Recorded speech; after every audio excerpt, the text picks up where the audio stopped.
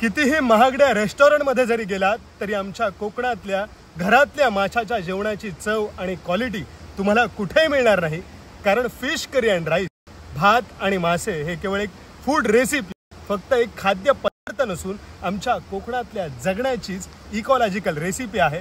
आमच्या एकंदर कोकणातल्या सह्याद्रीपासून समुद्रापर्यंतच्या इकॉलॉजीचा हा सगळा सार आहे. तो कसा ते आज मी या व्हिडिओतून तुम्हाला सांगणार आहे. बेस्ट क्वालिटी नेटिव्ह फूड खाण्यासाठी आपल्याला आजूबाजूची आपली इकॉलॉजी, आपलं पर्यावरण जपायला लागतं, कारण त्यातूनच आपली ही खाद्य संस्कृती जन्माला आलेली आहे. तर आज आपण ही कोकणाची फूड रेसिपी ऑफ लाईफ कशी बनते ते बघणार आहोत. यातला सगळ्यात पहिला इन्ग्रेडियंट आहे रापणीचा चवदार मासा. रापण ही कोकणातली एक सगळ्यात जुनी पारंपरिक आणि पर्यावरणपूरक मासेमारी आहे. एकीकडे ट्रॉलर्सवाले खोल समुद्रात जाऊन कमर्शियल इंडस्ट्रियल फिशिंग करतात आहेत, त्याच्यामुळे गेल्या 15-20 वर्षामध्ये मोठ्या प्रमाणावरती मासे संपले.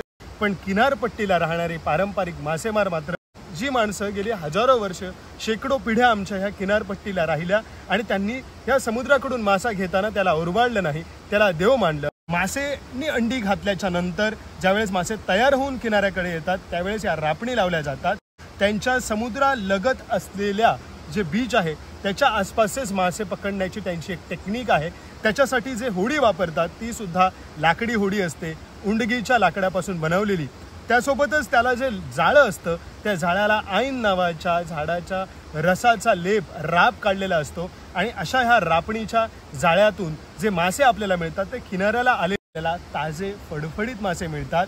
तर असा हा फक्त कोकणात मिळणारा रापणीचा मासा.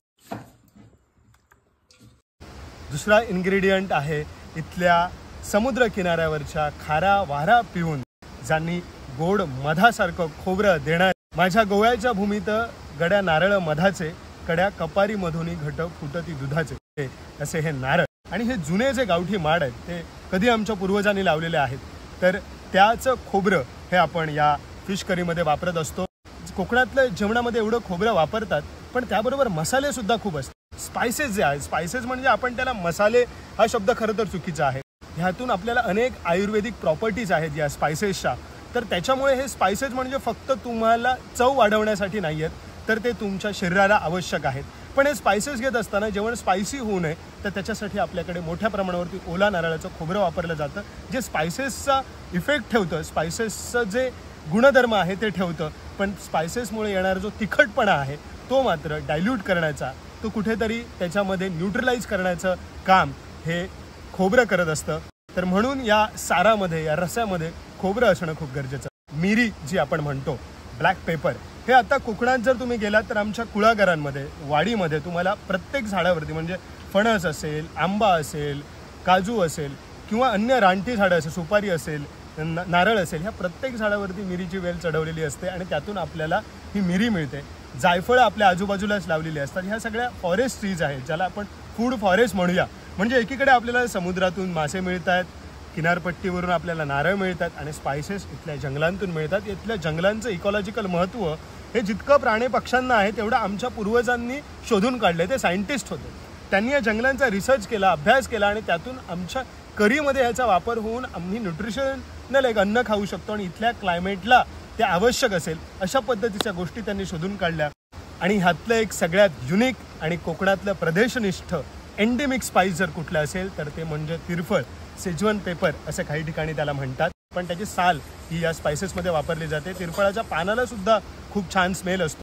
इवन ही तिरफळं जी भाताला आपल्याला कीड लागू नये म्हणून नॅचरली कुठचंही त्याला कीटकनाशक आपण घालत नाही, तरी तिरफळं आपण त्याच्यामध्ये टाकून ठेवतो भातामुळे, त्याच्यामुळे त्याला कुठलीही कीड लागत नाही. त्याच्याशी त्या तिरफळामध्ये हे गुणधर्म आहेत की जे आपल्याला आपल्या बॉडीला असं डिटॉक्स करत असतील आणि त्याच्यामुळे हे तिरफळ फक्त स्पाइस म्हणून नाही तर एकंदर याचा एक आयुर्वेदिक सुद्धा उपयोग आहे. तर असं एक युनिक स्पाइस जे गोवा, तळ कोकण आणि खाली कर्नाटकाच्या काही रिजनमध्ये सापडतं आणि हे इथल्या फिश करीमध्ये वापरलं जातं. त्यानंतर महत्त्वाचं इन्ग्रेडियंट कोकणातल्या फिश करीला एक युनिक फ्लेवर आहे, युनिक रंग आहे, केशरी रंग.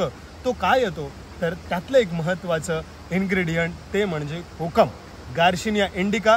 आमच्या इकडे त्याला भिरण किंवा काही ठिकाणी त्याला रतांबे म्हणतात. तर त्याचं हार्वेस्टिंग जे असतं ते उन्हाळ्यात केलं जातं आणि हे उन्हाळ्यात केल्याच्या नंतर ते संपूर्ण वर्ष 2 वर्ष तुम्ही साठवून ही सोलं ठेवली जातात. फळाचा प्रत्येक भागाचा उपयोग आहे. त्याच्या सालांपासून सोलं बनतात, रसापासून आगळ बनतात आणि बियांपासून कोकम बटर.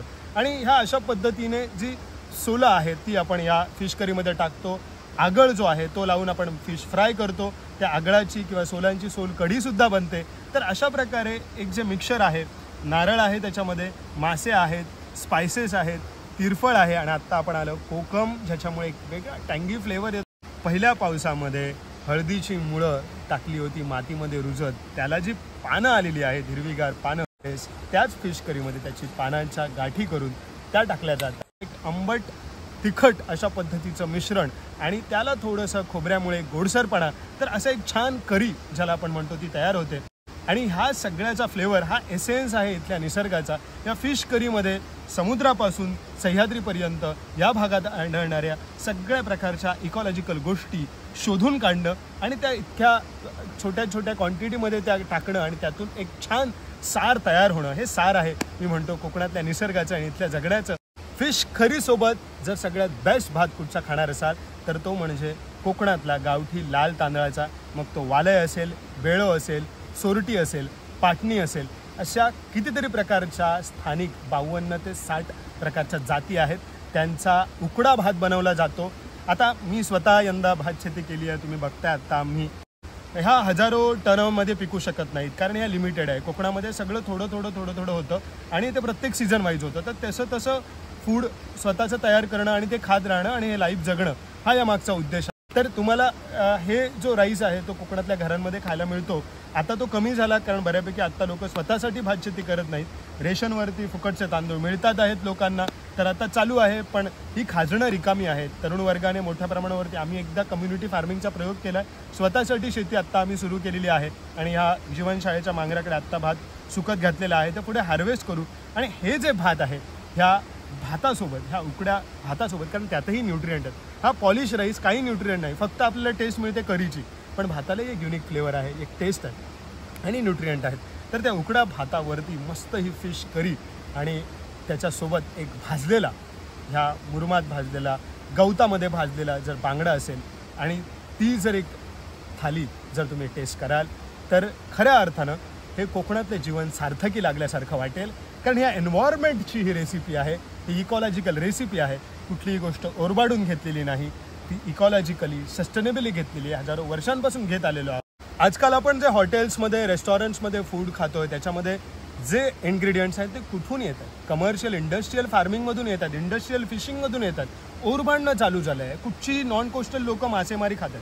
माहिती आहे कोकणात आल्यानंतर मासे खायलाच हवेत, पण आता ही जी सी फूडचं इतक्या मोठ्या प्रमाणात प्रमोशन होतं आहे, मासे कुठून येत आहेत, हे इन्ग्रेडियंट कुठून येत आहेत, तर हे लिमिटेड आहेत, हे इकॉलॉजिकल आहेत. तर मला असं वाटतं की आपापल्या भागातलं नेटिव्ह फूड आपण खायला हवं, ते जपायला हवं. त्यासाठी तिथली नेटिव्ह इकॉलॉजी जपायला हवी.